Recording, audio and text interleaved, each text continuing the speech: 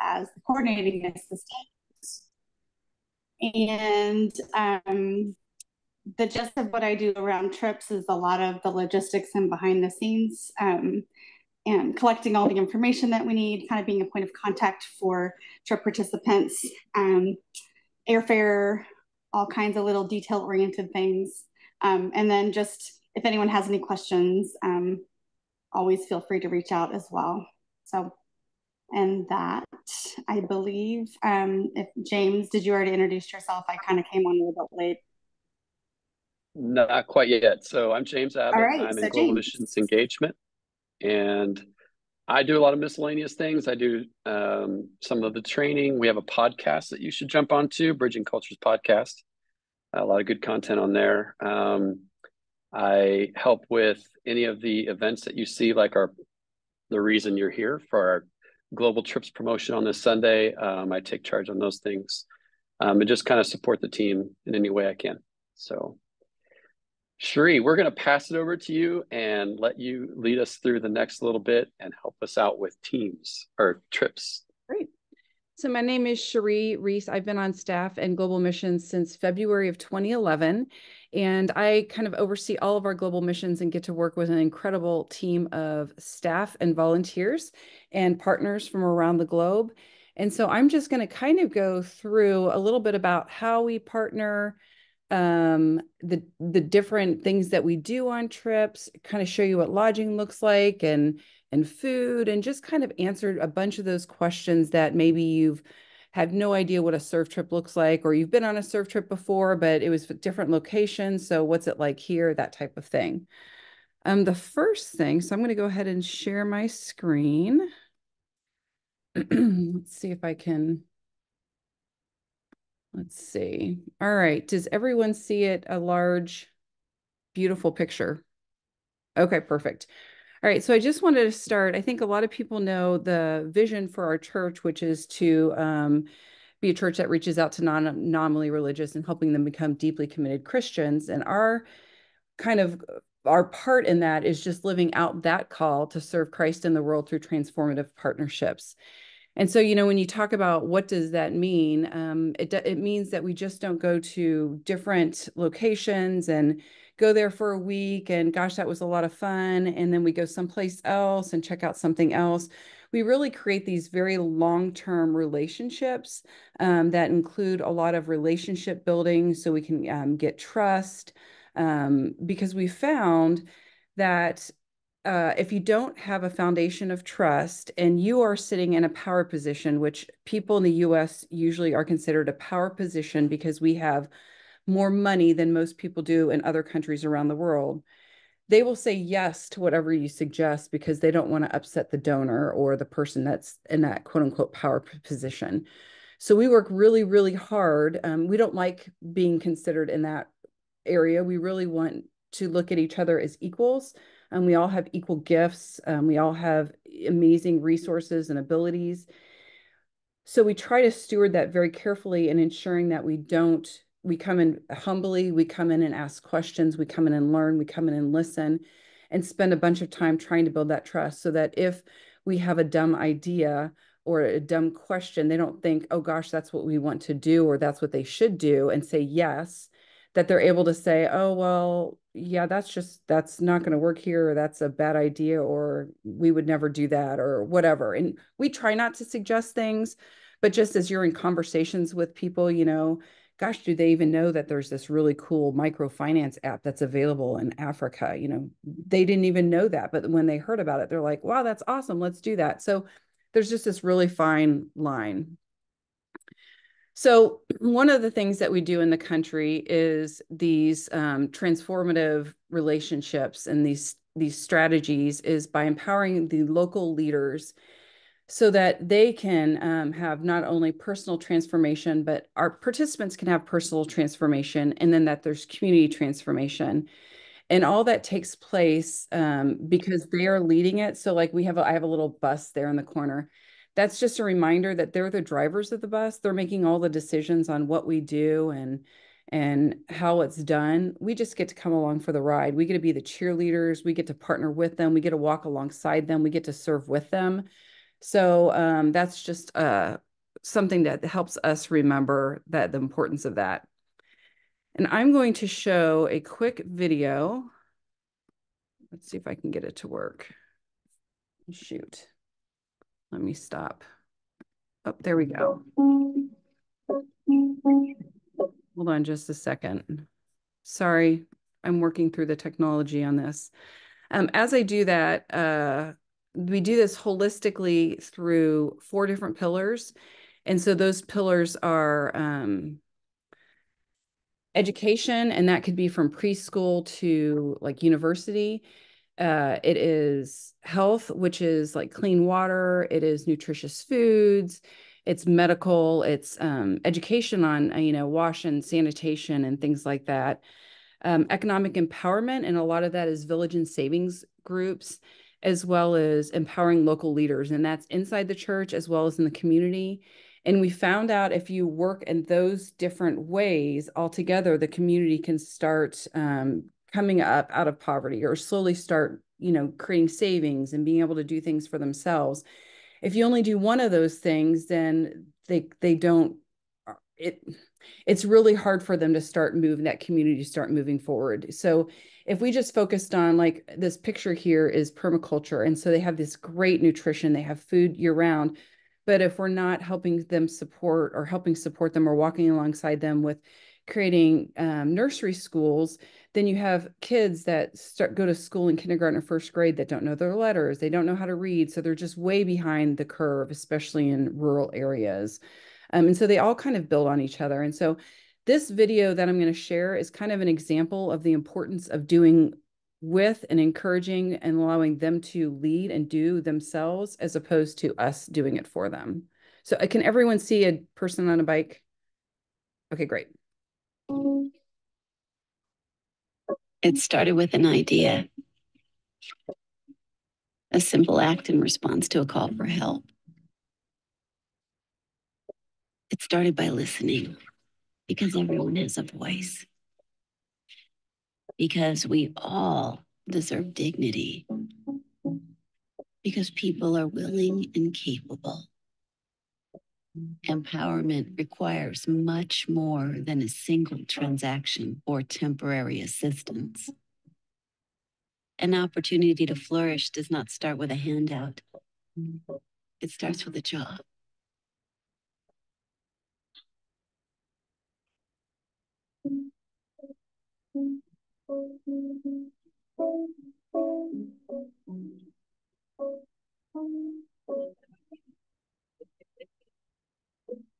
Work provides worth. Education breeds innovation. Mentorship nourishes relationship.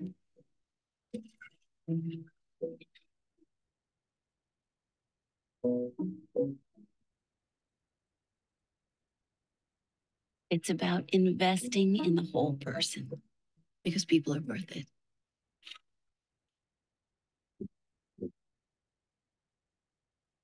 Because everyone has a dream for their future. Okay, rumor has it that you guys can't see the video, that you're just hearing things. Is that everyone? I have no idea why that is not working.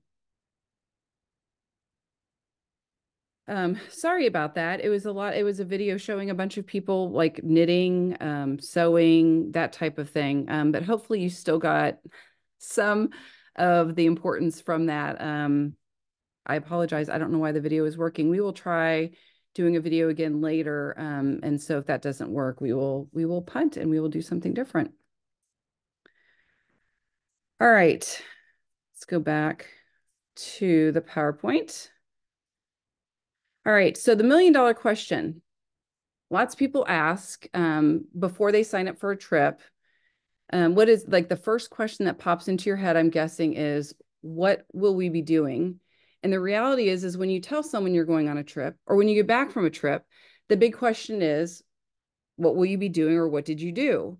And so I have some pictures here. You can see that there's some construction. So we got the picture on your left that is in Costa Rica, and on the right in Haiti. And you can see We've got some of the people, the local people serving alongside them, which is awesome because we like to do with. We do a lot of education and training. And so here we have on the left side, we have some folks in South Africa working with the teachers that aren't familiar with like Microsoft Excel or Word or things like that. On the right, they're in Honduras and they're teaching just sanitation, basic stuff. And so that actually was right before COVID, ironically enough, just because a lot of people don't understand if you can't see the germ, they don't realize that the germ could still be there. And so ironically, we did like a hand washing class and a whole health nutrition clinic for a bunch of the children at the school. Here's a medical trip. And so again, we're working with medical physicians in those countries. You can see both of those are actually Malawi. In 2024, we have a medical trip to Malawi. In 2025, we'll have a medical trip to Uganda. And we work side by side with the medical professionals. And it just really allows them to build capacity and see more people in a community. And those medical professionals then follow up with the patients after we're gone for continued continuity of healthcare. And then they just kind of learn from each other. Our physicians learn from them. They learn from us, and it's just a great collaboration.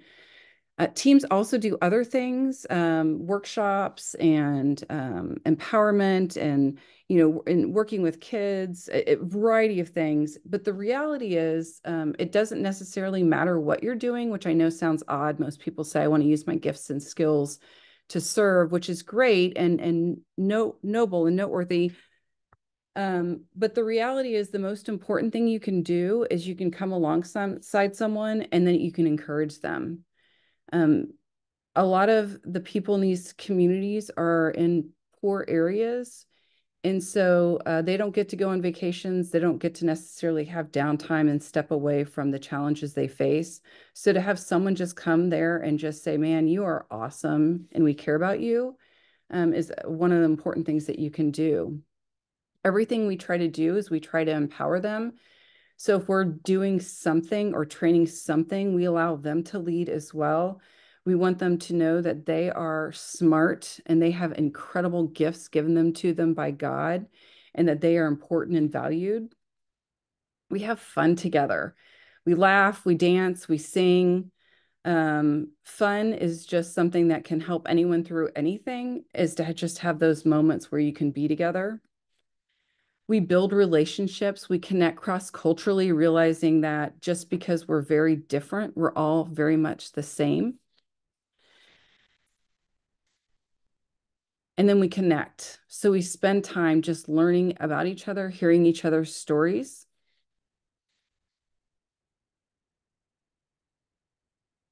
Technology is not my friend today. I'm so sorry. And then we do life together and we show that we care. And so one of my favorite stories is there was a woman that had signed up to go to Haiti after the massive earthquake in 2010. And she's 80 years old and she's sitting at one of the trainings and she goes, I have no idea why I signed up for this trip, because the reality is teams at that point were going down and they are moving debris. They're just moving debris and putting in big cement blocks to help rebuild. And she's like, I can't do that. And the team leader, smart man, said, if you feel called to go on this trip, then you should go. And she goes, smart woman, she decided to trust. And she goes, okay, I don't know what I'm going to do, but I'll go. So she went, and she actually was an artist. And so she sat under the tree. And while the team was like clearing debris and doing stuff, all these kids are showing up. They've gone through this horrible trauma. Everyone's gone through this horrible experience.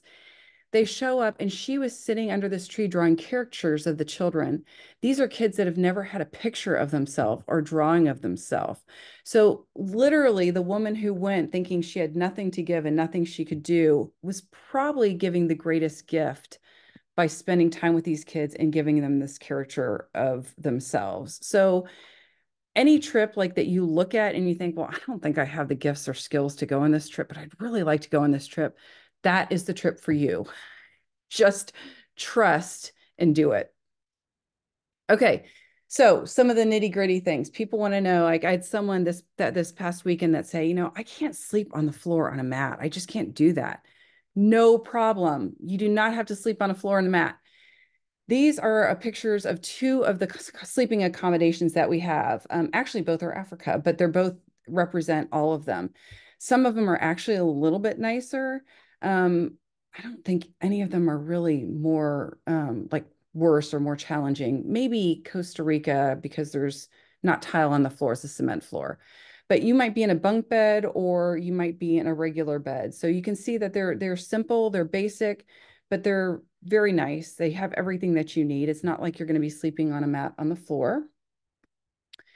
We also have a picture of the bathrooms. So everywhere where we lodge or sleep are Western type bathrooms. There's not squatty potties. They are all these where they have the seat, they have a regular toilet, they flush, there's running water. If you're out in a rural community in Africa, you're not going to see this. So, you know, sometimes we'll go back to the house if we need to all use the restrooms or where we're staying. A lot of times people will use the facilities that are more squatty potties is like I like to call them, that don't have a regular toilet. But it just really kind of depends where everyone's at and what they can do and what they can't do. But we try to be flexible with people knowing that that can be hard because we're just not used to that. Food, people come back shocked and they're like, gosh, I've never had so much food in my life. Sometimes, or they're like, I was hoping to lose weight on this trip. And they came back and they actually gained 2 pounds. So we get great food. Here's an example of what you eat. The green plate is actually from Malawi. And you can kind of see there's the little white patties is called nsima, but it's like polenta here. It's kind of their version of polenta. You can see there's meat on those, the 2 plates up top. The bottom right is breakfast. You can see there's eggs, but it's also a little bit different. There's some frijoles or beans, delicious avocado. I'm telling you, the places that we go have the best fruits and avocados and things like that because they're more tropical. You're going to be ruined when you come back because the things here are a little more tasteless. So the bottom right is Costa Rica, top right is Malawi, middle left is Honduras. So you can see that they all have kind of this different cultural flair, but they're all fabulous. Safety, another concern a lot of people have is, gosh, am I going to be safe in this country? And especially when you see, you know, if you look up things online, you're going to see, oh my gosh, you know, there's gangs in Honduras or there's riots going on in South Africa. And yes, all those things are true. But you got to remember, we've had riots here in the US. We just choose not to go down there when there's riots. We had riots just recently about what's happening in the Middle East. And you just choose not to go there because we know not to go there. And that's what our hosts do. Our hosts will not take us to some place that is dangerous. They would not take us downtown to Troost in Kansas City at 2 a.m. because they know that's not a really good place to go at that time. So here's an example. We got Eni on the left from South Africa, Hugo from Malawi, and Milton from Honduras. Those are just a few of our hosts. One of their number one jobs is keeping us safe. After that is coordinating the trip and all these other things. But they're amazing. They become friends. They're awesome. The other part of safety is our drivers. We have drivers that work hard to keep us safe. This represents drivers from Malawi and Costa Rica and South Africa. Again, they become friends too. It's amazing. Some of them, like Chifundo on the top left, the man has the strongest faith in the world and he just has incredible insight and he can drive on these crazy roads because, you know, a lot of these roads have huge potholes or there's the traffic and people on bicycles and animals on the side of the road and they just maneuver it like they've been born to do it. And so they're awesome. Other safety pieces are interpreters. They watch out for us. They keep an eye on us. They make sure we don't go anywhere we shouldn't go or do anything we shouldn't do. There are other great people that keep tabs of where we're going. And then we have all this other stuff that's no fun to talk about, but we do. So we have emergency health and safety training that our team leaders and our trip participants go through. Our team leaders are much more in depth. We have like a 30 or 40-page document that they not only read after training, but we also encourage them to read on the plane so that it's fresh in their minds. All trips are registered, or team members are registered with the State Department. We have a Garmin 429 where we can hit an SOS button where we can contact a security organization that keeps track of us 24/7, and they also will bring in whoever they need to bring in to help us with whatever we're going through. We have an in-country contact list that we give to every trip participant. You can leave home with families that has not only my phone number or Angie or James's phone number, but also our in-country partners like Milton that you saw in the first picture, that they can reach in case there's an emergency here in the US and you need to be reached. We have this huge backpack that's a first aid kit that has a ton of supplies in it, from tourniquets to rehydration salts to Band-Aids and ibuprofen and Benadryl, and Angie could probably list it all for us.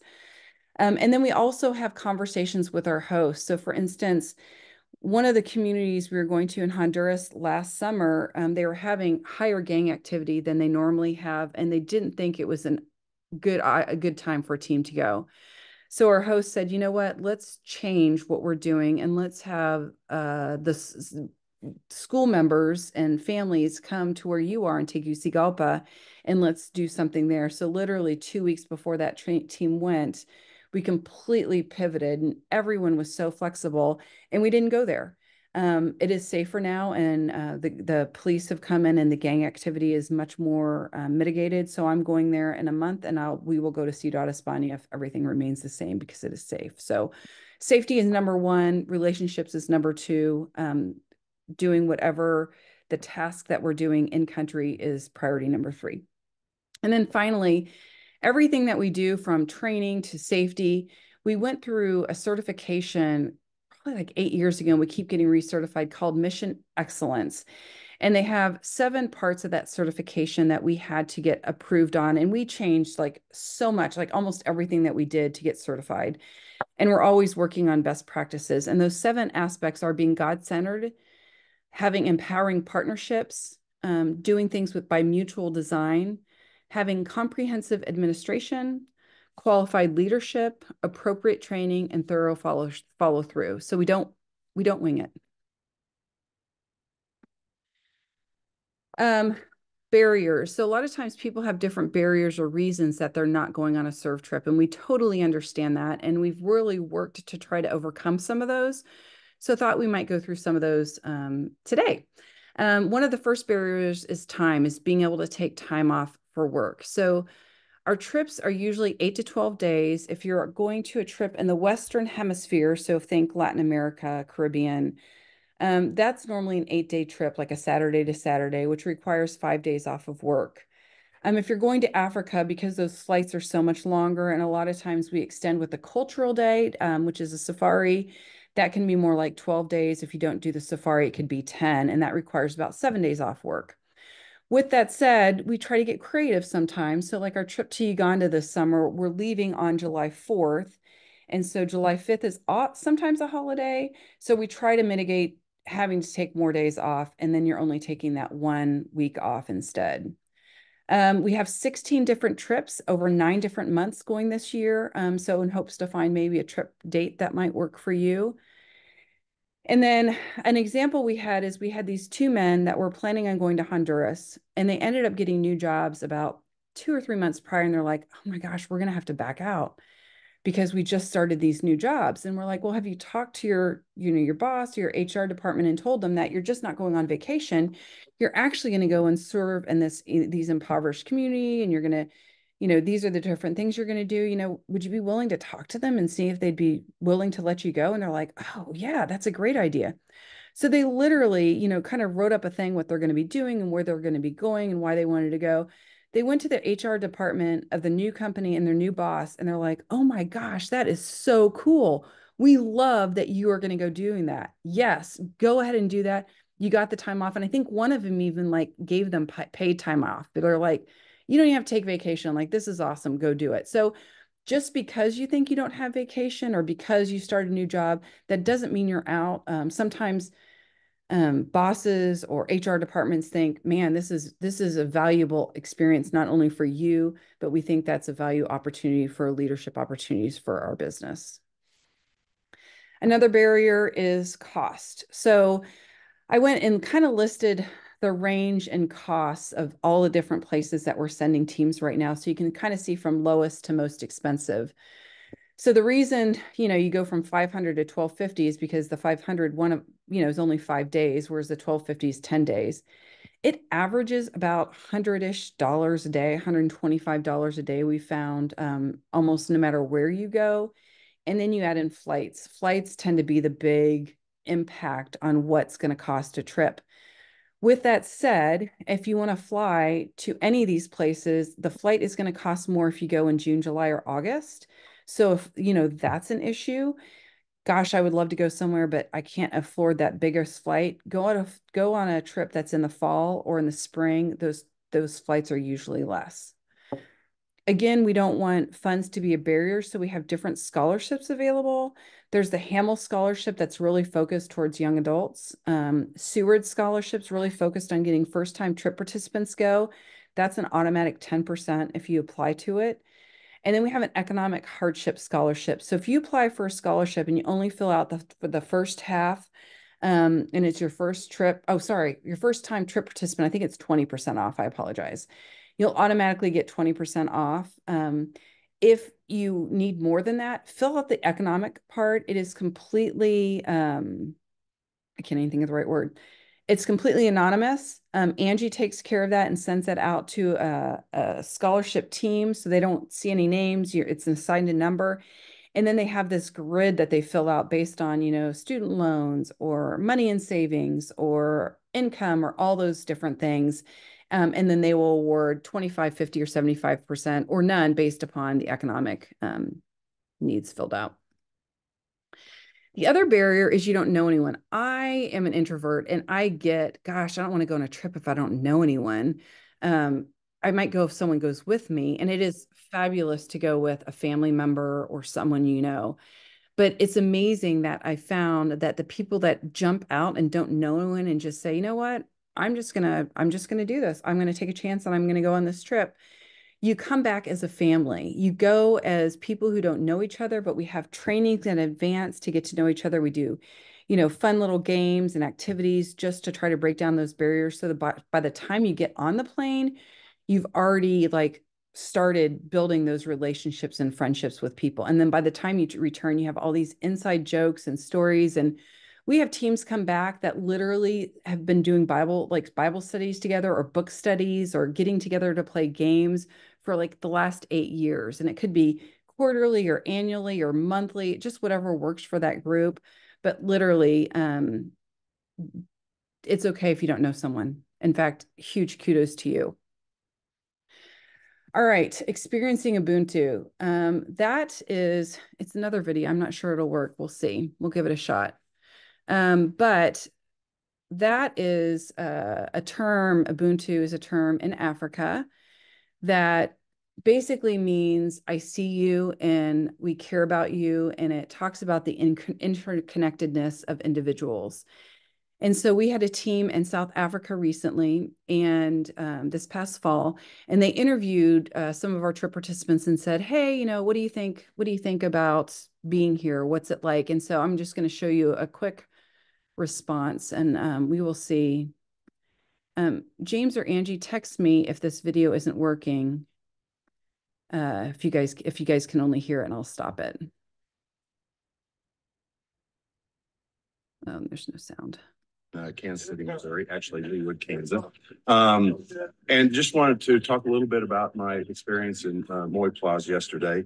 It may sound a little odd because when you do, anybody that's been through Moy Plaza, I mean, the first thing that strikes you or hits you is just some of the conditions that people live in. But I was really just so uplifted and inspired because as you're going through there, the people of Moy Plaza, one, they just have such a big heart. And what I see with interactions with people that are there is that they seem to be very supportive of each other. There seems to be a strong sense of community. I just see a lot of hugging and positive statements, even though sometimes I can't understand it because it's in, the mother tongue. But yes, to me, the trip, although the surroundings and environment were somewhat heavy, I left there with a full heart and just grateful to be here. And it really helps me when I go back to the States to kind of check my priorities and just remember what's important, and that's loving God and loving your neighbors. So thank you for this opportunity. So happy to be in South Africa, and I really.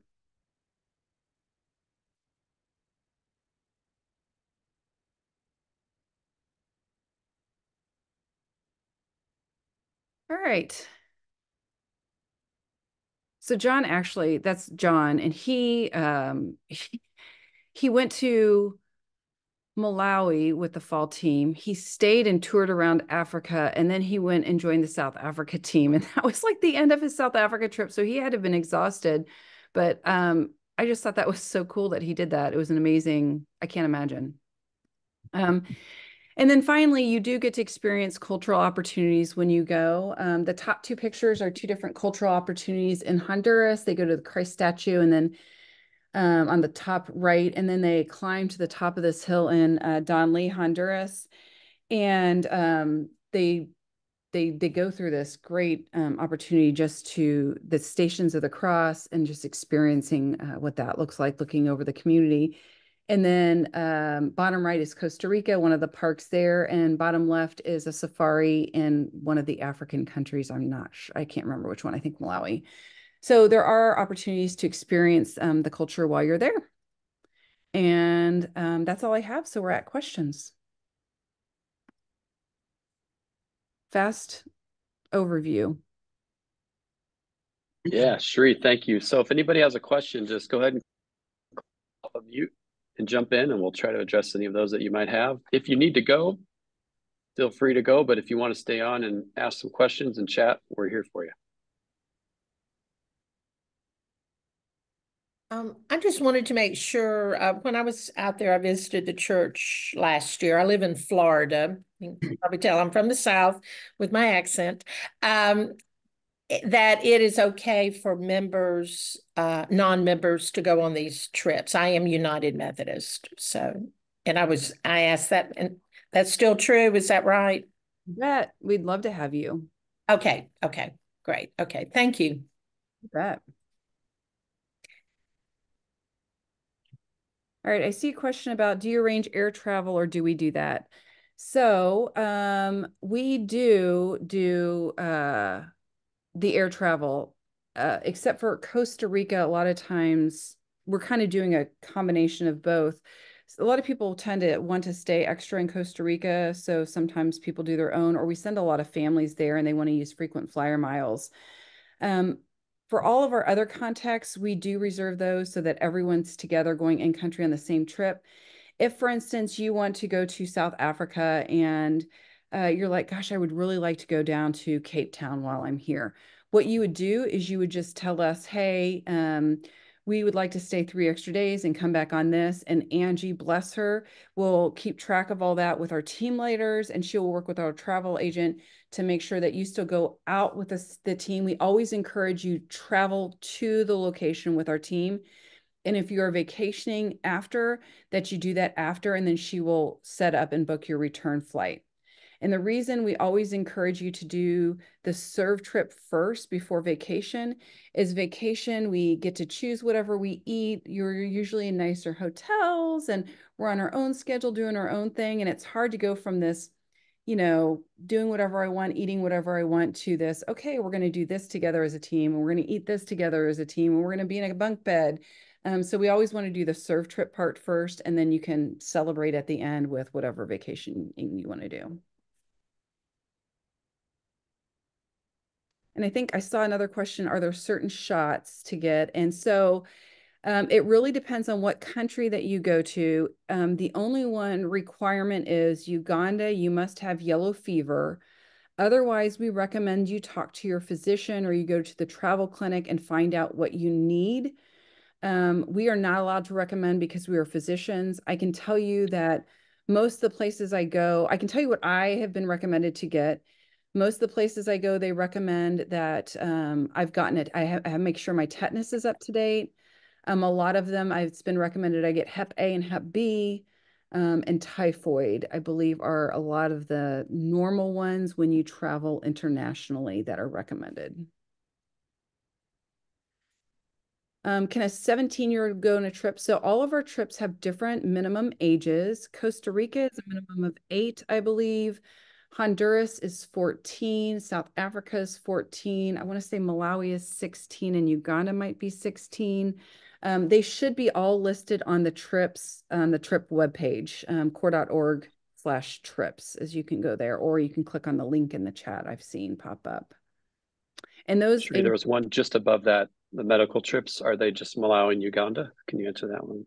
they are. I know our partners in Honduras would like a medical trip, and the biggest challenge we've had there is continuity of care.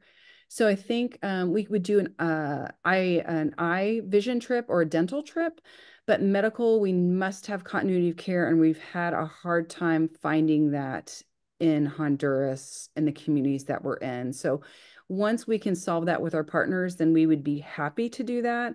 But we're putting our foot down on that one just because those of you who are physicians know if you give someone who has an issue that like diabetes or high blood pressure, putting them on medication for 1 month or 2 months does more harm than never putting them on that medication. Any other questions pop up? Yeah, we've got one that, what if you get sick or injured beyond the ability of a first aid kit and need more intensive care?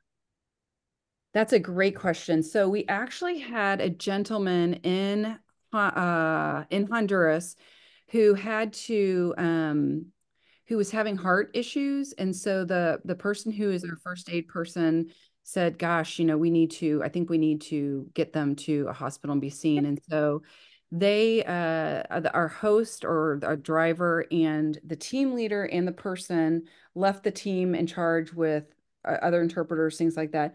They went to the hospital, and the hospital said, you know what, we need to put I think a stent in or something like that. They needed to do some sort of heart surgery. And so before any of that was decided, they contacted us, and I got one of our doctors. He's on call, Dr. Newland. He is phenomenal. And I said, hey, can you please join this phone call and let's have a conversation with everyone? So we were on like a group conversation with myself, the doctor here, the trip participant, the team leader, and our host, and all talking through the options. And the trip participant actually ended up being a director of a hospital here in Kansas City. And he goes, I've seen, you know, I walked through this hospital. It's a private hospital. I feel completely comfortable having it here, and this is what I want to do. And so, you know, the doctor kind of had different questions and had different conversations. That's what he ended up doing. It was great surgery. He recovered there. The team went and visited him in the hospital. Someone stayed with him in the hospital room, and then he actually came back with the team. And so we bring in whoever we need to bring in, having those conversations. We'd fly someone home if we need to. Someone else fell and their head was bleeding. They went to a hospital in South Africa. Our hosts will get you there. Our drivers will get you there, and they're nice. I mean, we've never sent anyone to a hospital that has been a concern with. So we've dealt with all sorts of things from heart surgery to little blisters. So wide variety of things. Sri, do you have to be a medical, do medical and non-medical members go on medical trips? So yes, we want the majority to be medical. So usually we'll have a pharmacist, a physician, an RN. Sometimes we have EMTs. And sometimes we have some non-medical, and it's okay if we have a couple of non-medical, but we don't want too many. A lot of times they'll help with intake or in the pharmacy with the local people. And a lot of times because we'll have indigenous medical professionals that they can work alongside, but we do usually want it to be majority medical on a medical trip.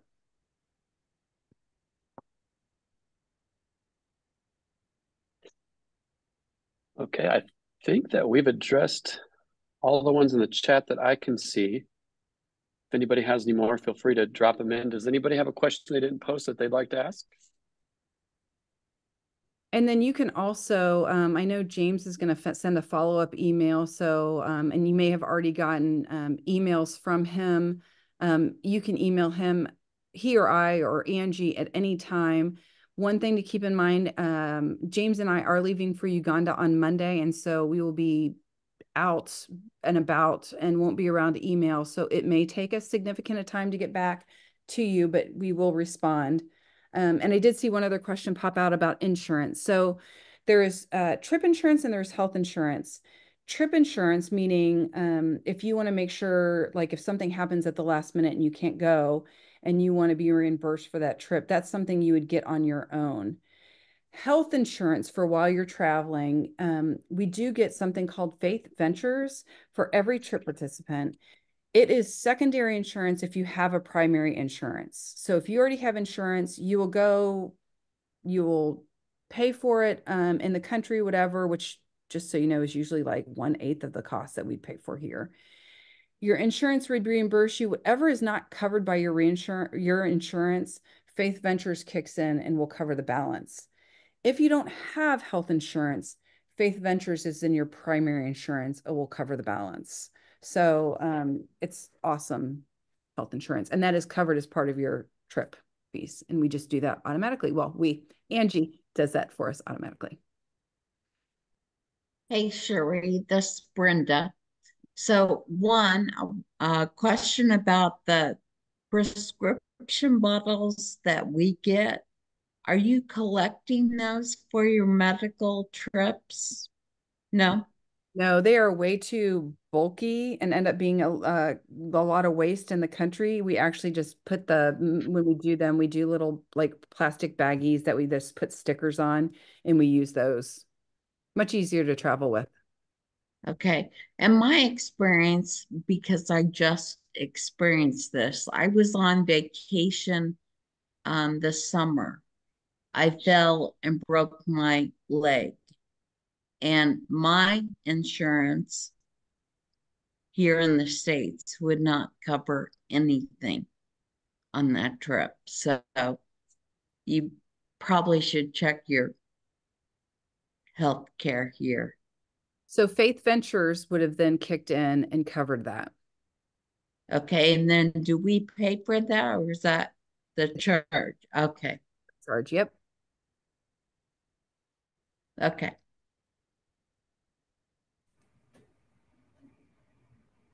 All right. Got a little something going there. Thank you. Any other questions? I was going to ask if you could recommend some place where we could get the yellow fever vaccine. I know I did get that a number of years ago when I went to South Africa, and it was really hard to find some place, health department wise, that actually carried that. If you have it and if you still have that yellow card, they've actually changed it from a one-time and done for the rest of your life. So if you still have the card, you don't need to do it again. But if you don't have the card, you will have to do it again. And there's a travel clinic right here in Overland Park that has that. Shree, you probably have the address memorized or something. Okay. Yeah, it's at Null and 435 Travel and Immunization Clinic. But you can Google any immunization clinic, travel and immunization clinic, and they should have it. Okay. I think it was actually almost 10 years ago that I did that. And I think I might still have the card. So it would be, if I can find that, it would be a lifetime vaccine. Yep. Oh. That's right. Exact same scenario for me. I had it just a little over 10 years ago. And I actually lost the card. And she had told me if I still had it, she would just approve it and it would be lifetime. So I would have had to have the shot again. Okay. So there you go. Good to know. Yep. All right. Anything else? No, thank you for the great information. That's very helpful. You bet. Yeah, we're so glad you guys are here. I will follow up with an email. I will put myself, Sherry, and Angie's email in there as well. And if you have any more questions or need any more follow-up, feel free to reach out. We'll be happy to talk with you anytime. Okay. Have a great day, everyone. All right. Thank you. Thanks. Bye, guys.